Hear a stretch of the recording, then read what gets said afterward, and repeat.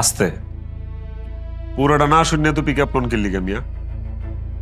দেশে কি আপনার একলাই বইন আছে আর কারো বইন নাই? আলগা পিরি আপনার বইন একটা অপরাধ করছে। নিজে চাবি হারা এক গরিব মানুষের চাকরি খেয়ে ফেলাইতে চাইছিল। আমি সেটা একটা ন্যায় বিচার করছি। গেরিটা দইরা একটা গলা ধাক্কা খাওয়া ঘরের মধ্যে ঢুকাই দিছে। ভালো করছি না?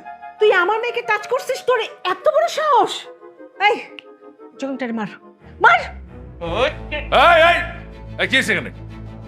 দেখো কি হয়েছে, আসো তাড়াতাড়ি আসো। কোথাকার জঙ্গলি এসে এখানে বসে আছে। কি হলো, সাথে এমন করতেছো কেন? হ্যাঁ, আমার গেস্ট। ওয়ালাইকুম আসসালাম। ওয়ালাইকুম আসসালাম, বসো বসো। তোমার গেস্ট বাসায় কেন? বাইরে নিয়ে যাও। বাসার ভিতরে এই কারণে ওকে আমার স্যার পাঠিয়েছে। পাপা, এই ছেলেটা আজকে আমার ঘাড়ে ধাক্কা দিছে। আচ্ছা ঠিক আছে, এটার জন্য আমি ওর পক্ষ থেকে তোর কাছে সরি বলতেছি, কিন্তু ও এখানেই থাকবে। ওকে আমি একটা চাকরি দিবই, আর ওকে যে পোস্টে চাকরি দিব